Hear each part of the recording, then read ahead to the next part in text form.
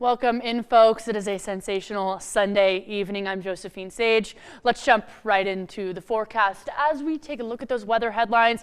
Still super similar to what we've been looking at all week this week. We're still looking at temperatures in those upper 90s and pushing into those triple digits.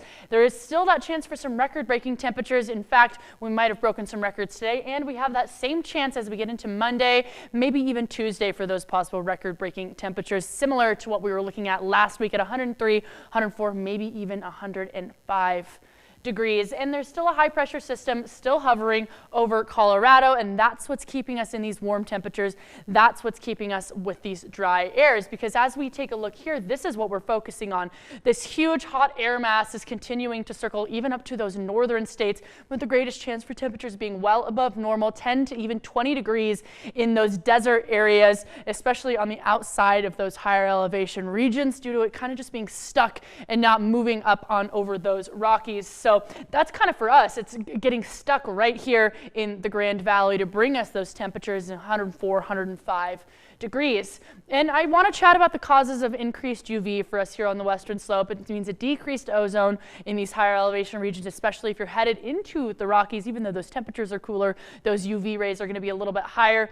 More sunlight every single day, and those longer days are definitely affecting us as well. And this dry climate means less moisture in that atmosphere, so of course that higher UV. So to prevent those sunburns, apply that sunscreen at least 15 to 30 minutes before you head out and about in the sun of at least 30 SPF, and every 2 hours after that. And if you're headed in the water, lake, river, pool, try and reapply as soon as you get out of that water.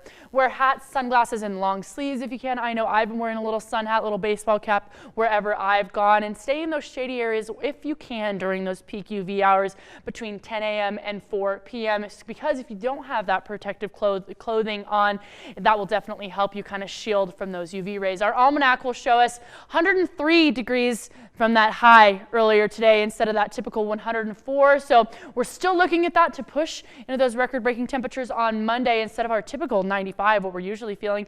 And that low end still just right around what we're typically used to at 66 instead of that typical 65 during those nighttime hours. And this is my last day with Baxter here on the air, so please send me a photo of your dog for next week's dog walking forecast at jsage@KREXTV.com. We'll notice those peak temperatures are going to happen during that 3 p.m. hour, so it's definitely going to stay hot. Keep in mind to, well, slow down.